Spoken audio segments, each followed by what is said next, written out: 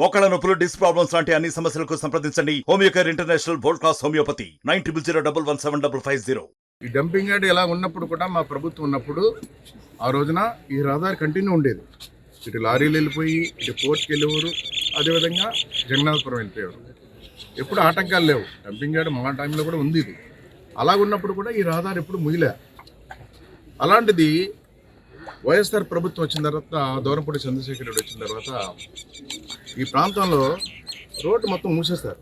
Dumping యార్డ్తో మూసేసిన తర్వాత ఇక్కడ ప్రాంత ప్రజలు అనేక సందర్భాల్లో ఆయన కంప్లైంట్ చేస్తారు. ఏమంటే రోడ్డు మార్గం మూసేస్తారు, దారి తీయించండి అని చెప్పి ఎన్నోసార్లు రిక్వెస్ట్ చేస్తారు. ఇప్పుడు మేము ఎలా రిక్వెస్ట్ చేస్తాం కమిషనర్ గారిని, ఈ దారి తీయించండి అని చెప్పి ఇప్పుడు వచ్చి చెప్తాం. అలాగే ఆయన అనేక సందర్భాల్లో ఆయన దగ్గరికి వెళ్ళి చెప్పుకున్నారు, ప్రజలు చెప్పుకున్నారు, ఇక్కడ లారీ వాహనాలు చెప్పుకున్నారు, అందరూ చెప్పుకున్నారు.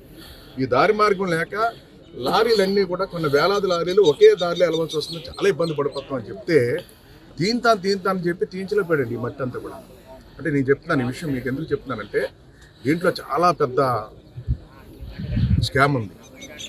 ఎందుకంటే తీయించలేదు ఆయన. మీరు కూడా వచ్చారు సంవత్సరం క్రితం ఇక్కడికి వచ్చాం మనందరం కలిసి, మీ మీడియా ద్వారా వచ్చాం. ఈ డంపింగ్ యార్డు రోడ్డు మూసేయడానికి మార్గాన్ని మూసేయడానికి కూడా కారణం ఇటేపు ఎవరు కూడా ప్రయాణం చేయకూడదని వ్యక్తి ఆయన సొంత నిర్ణయం. అది ఎందుకు ప్రయాణం చేయకూడదు అనుకున్నాడంటే, కాకినాడలో విచ్చలవిడిగా గంజా అమ్మడం మొదలుపెట్టారు. కాకినాడ నుంచే హైదరాబాద్ కానీ ఏ ప్రాంతానికి వెళ్ళినప్పుడు కూడా కాకినాడ నుంచే పంపిస్తున్నారు. పట్టుకున్న వాళ్ళందరూ కాకినాడలో మళ్ళీ కేసులు. హైదరాబాద్లో పట్టుకున్నా కాకినాడ వాడు ఉండేవాడు, విజయవాడలో పట్టుకున్నా కాకినాడ వాడు ఉండేవాడు, ఎక్కడ చూసినా కాకినాడ వాడు ఉండేవాడు. ఇప్పుడు దాని మీద మేము పూర్తి విశ్లేషణ చేస్తాం. ఏంటి అసలు కాకినాడ నుంచి ఇంత గంజా వెళ్తుంది, ఇవన్నీ వెళ్తున్నాయని చెప్పేసి, అదే సమయంలో డ్రగ్స్ కూడా ఇక్కడి నుంచి వెళ్తున్నాయని చెప్పేసి ఆరోపణలు వచ్చినప్పుడు దాన్ని కూడా మేము అడ్డుకున్నాం. ఆ రోజున ఖండించాం. ఆ రోజున అదేవిధంగా కాకినాడలో ఎక్కడి నుంచి గంజా వెళ్తుందనేది ఆరా తీసామండి మేము. ఆరా తీస్తే ఈ డంపింగ్ యార్డ్ నుంచి గంజా పెట్టి ఇక్కడి నుంచే పంపిస్తున్నారు. ఎందుకు ఇక్కడ పెడుతున్నారంటే, ఒక మంచి ప్రాంతంలో పెడితే గంజా వాసన తెలిసిపోద్ది. డంపింగ్ యార్డ్లో పెడితే ఏం తెలుస్తుంది తెలీదు. ఇక్కడే గంజా అంతా తీసుకొచ్చి ఇక్కడి నుంచి చెత్త వెహికల్స్లో పంపించారండి. చెత్త వెహికల్స్ ఆ రోజు మీకు కూడా చెప్పాం. చెత్త వెహికల్స్ అంటే అన్నీ కాదు, అందులో కొంతమందిని సెలెక్ట్ చేసుకున్నారు. ఆ కొంతమందిని సెలెక్ట్ చేసుకుని ఈ డంపింగ్ యార్డ్లో గంజా పెట్టి ఇక్కడి నుంచి చెత్త పంపించి డెలివరీ ఇచ్చే కార్యక్రమం కూడా చేశారు. ఆ రోజు అన్నీ తెలుసుకుని ఇక్కడి నుంచే అన్నీ జరుగుతున్నాయని చెప్పేసి ఆ రోజున ముందున్న ఎస్పీ గారు చెప్పాం, పట్టించుకోలే.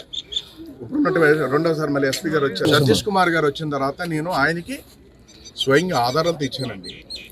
ఇచ్చిన తర్వాత ఆయన మీ మీడియా ద్వారానే వచ్చి ప్రెస్ మీట్ పెట్టి ఇక్కడి నుంచే డంపింగ్ యార్డ్ దించే గంజా పంపిస్తున్నారండి, కాకినాడ పిల్లలు పాడైపోతున్నారు, పిల్లలు తల్లిదండ్రులు గోలు పెడుతున్నారు, దీన్ని అరికట్టాలని చెప్పేసి రిక్వెస్ట్ చేస్తాను నేను.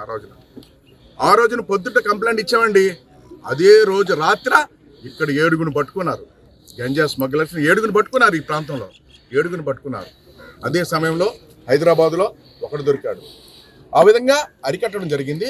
నేనేమంటాను, ఇప్పుడు సీఏ గారిని ఇంకా జరుగుతుంది, ఇక్కడ మూలాలు కూడా ఉండకూడదు, ఎక్కడ జరగకూడదు, ఇంకా పూర్తి స్థాయిలో అరికట్టాలని మళ్ళీ కమిషనర్ గారిని రోడ్డు కోసం ఎలా రిక్వెస్ట్ చేస్తానో ఈరోజు పోలీస్ డిపార్ట్మెంట్ కూడా గంజా లేని కాకినాడగా చేయాలి.